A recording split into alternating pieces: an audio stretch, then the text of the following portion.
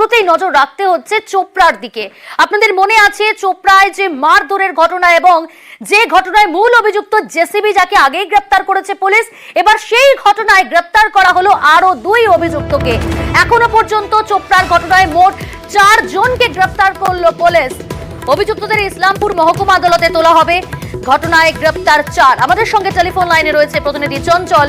চঞ্চল, ইসলামপুর মহকুমা আদালতে তোলা হবে, কি জানা যাচ্ছে পুলিশ সূত্রে? কারণ আরো 2 জনকে এই ঘটনায় গ্রেফতার করা হলো। কোথা থেকে গ্রেফতার করা হলো, তাদের সম্পর্কেই বা কি জানতে পারছো?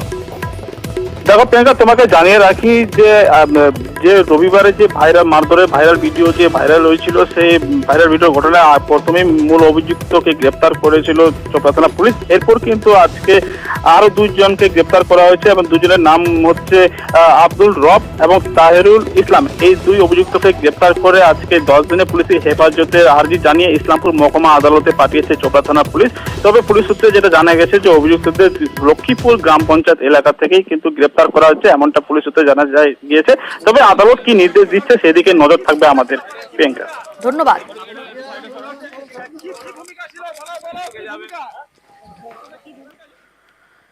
আর এদিকে আরিয়াদহের ঘটনা, সেই ঘটনায় আপনাদের মনে আছে যে মা ও ছেলেকে মারধর করা হয়েছিল। আরিয়াদহের সেই ঘটনায় মূল অভিযুক্ত জয়ন্ত সিং, তাকে গ্রেপ্তার করলো পুলিশ। বরানগরের বন হুগলি থেকে গ্রেপ্তার, বেলঘরিয়া থানার পুলিশ গ্রেপ্তার করে। সুবীর রয়েছে টেলিফোন লাইনের প্রতিনিধি। সুবীর, বেলঘরিয়া থানার পুলিশ তাকে গ্রেপ্তার করেছে, অর্থাৎ মূল অভিযুক্ত জয়ন্ত সিং, তাকে গ্রেপ্তার করা হলো। তাকে গ্রেপ্তার করে এখনো পর্যন্ত কি কি তথ্য সামনে আসছে, কখন গ্রেপ্তার করা হলো? দেখো, বেলঘরিয়া থানার পুলিশ সূত্র মারফত যেটা জানা যাচ্ছে যে আরিয়াদহের এই যে মা ও ছেলেকে মারধরের ঘটনার পর নিজেই কিন্তু গাড়ি চালিয়ে এই এলাকা থেকে গা ঢাকা দিয়েছিলেন জয়ন্ত সিং এবং উত্তরবঙ্গের এক বন্ধুর বাড়িতে তিনি প্রথমে গিয়েছিলেন এবং সেখান থেকে সেখানে এক হোটেলে ওঠেন এবং সেই হোটেলে তিনি থাকেন এবং সেই হোটেলে থেকে বিভিন্ন সিম কার্ড বদলে সিম কার্ডের মাধ্যমে কিন্তু বাড়ির লোকজন থেকে শুরু করে বন্ধুদের সাথে সে যোগাযোগ রাখছিল বলে জানা গিয়েছে।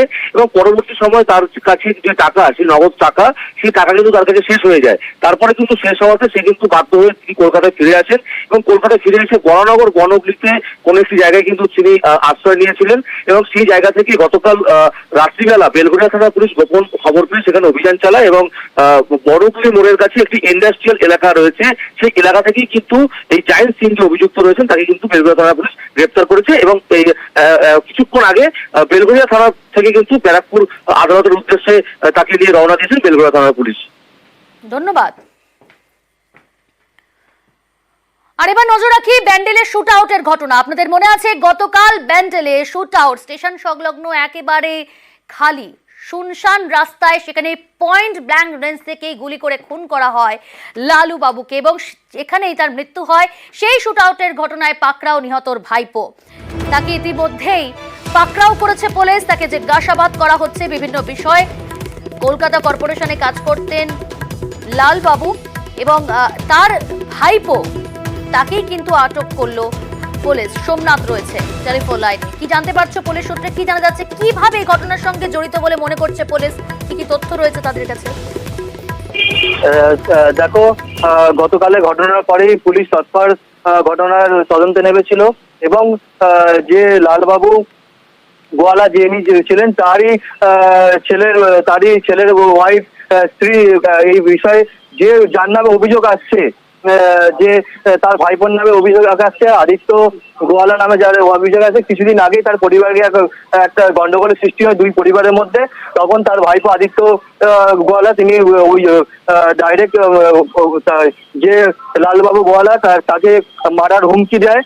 সেই সূত্র ধরেই এবং গতকাল তার নামে এক অভিযোগ করে তারই লালবাবু গোয়ালা, তার ছেলের ওয়াইফ গতকাল ওই আদিত্য গোয়ালার নামে অভিযোগ করে এবং এই বিষয়টা ধরেই ঘটনাস্থলে পুলিশ আদিত্যর বাড়িতে যায় রাত্রিবেলা এবং আদিত্যর বাড়িতে গিয়ে সার্চিং করে আদিত্যর ফোন এবং আদিত্যকে নিয়ে চিতুরা থানার পুলিশ রওনা দেয় এবং তার পরিবারের অভিযোগ যে যেই সময় লালবাবুর ওই খুনের ঘটনা ঘটে সেই সময় তার ছেলে বাড়িতে অনলাইনে ক্লাস করছিল।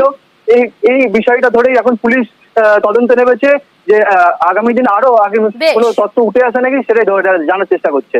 ধন্যবাদ।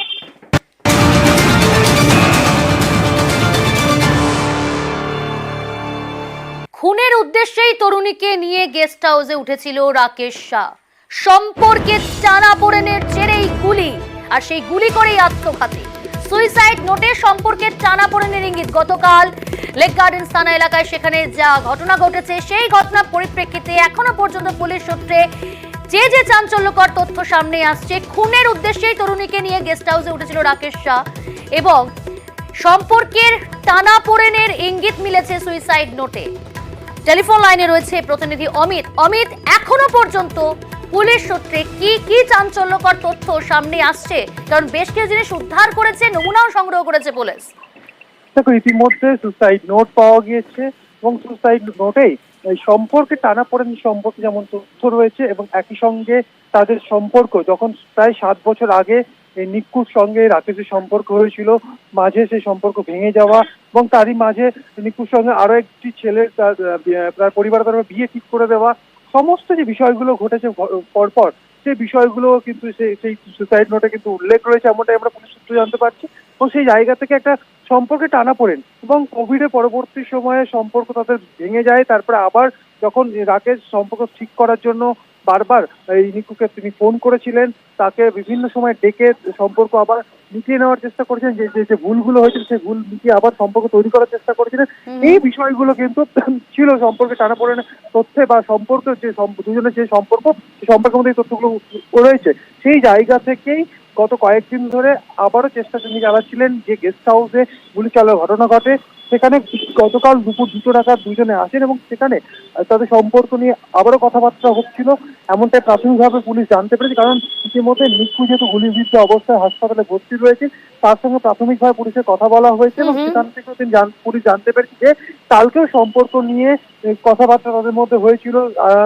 অর্থাৎ এই ঘটনার পিছনে অন্যতম কারণ হলো সম্পর্কের অবনতি, টানাপোড়েনের কারণে এবং তাকে খুন করা, অর্থাৎ প্রেমিকাকে খুন করার উদ্দেশ্যে গেস্ট হাউসে আসে এবং নিজে আত্মঘাতী হওয়া। নজর রাখো এই খবরের দিকে, আরো আপডেট নেবো আমি তোমার কাছ থেকে। আপাতত তোমাকে ধন্যবাদ। ফরেন্সিক বিশেষজ্ঞ তারা ইতিমধ্যেই সেখানে পৌঁছেছিলেন, নমুনা সংগ্রহ করেছেন। ফরেন্সিক বিশেষজ্ঞ এসকে সাহা কি জানাচ্ছেন শুনুন আপনারা। ফায়ারআর্মসও পাওয়া গেছে, ইউজড এবং আনইউজড গুলিও পাওয়া গেছে, ব্লাড স্যাম্পল পাওয়া গেছে। ফায়ারআর্মসে কি ছিল? 9mm হ্যাঁ পাওয়া গেছে অ্যালকোহল, একটা ইউজড একটা আনইউজড, মানে একটা প্রায় ইউজ করে ফেলেছে কিছুটা, আর একটা সিল কন্ডিশনে আছে। কন্ডোমসও পাওয়া গেছে, প্যাকেটটা সিল ছিল না, মানে ইউজ করেছে বোঝা যাচ্ছে। ইউজ করেছে, ইউজটা পাওয়া যায়নি, মনে হয় ফ্লাশ করে দিয়েছে। আর আনইউজড কিছু, আনইউজড একটা আছে, আর সুসাইড নোটও পাওয়া গেছে। গোটা ঘটনা বিষয়ে পুলিশ কি জানাচ্ছে শুনুন। বেসিক্যালি এখন जो প্রাইমে ফেসি দেখা গেছে ছেলের একটা বুলেট ইঞ্জুরি আছে আর মেয়ের একটা এসে এখন প্রাইমে ফেসি, তারপরে ডক্টরগুলো কি ওপিনিয়ন দেবে ওটা দেখে বোঝা যাবে। ওরা কি হাজবেন্ড ওয়াইফ? মেয়েটার গুলি কোথায় লেগেছে? মেয়ের গলি বেসিক্যালি স্টমাকে লেগেছে আর ছেলের গলি মাথায় লেগেছে। ওরা কি হাজবেন্ড ওয়াইফ পরিচয় দিয়ে চলে এসেছে? না এটা কিছু এখন ভাবা যায়নি। লাভ অ্যাফেয়ার একটা মান হচ্ছে, বাকি ইনভেস্টিগেশনের মধ্যে চলে আসবে। ঠিক আছে। পরিবারের তরফ থেকে কি জানানো হয়েছে শোনাবো আপনাদের।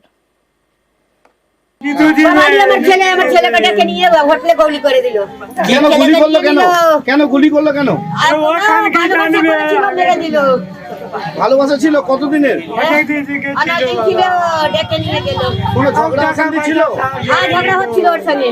হ্যাঁ, সব টাকা পয়সা সব কেড়ে নিয়ে টাকা পয়সা ব্যাংকে সব কেড়ে নিয়েছে, ঘরে জিনিসপত্র সব নিয়ে নিয়েছে। হ্যাঁ, তারপর গিয়ে লাস্টে মেরে দিল।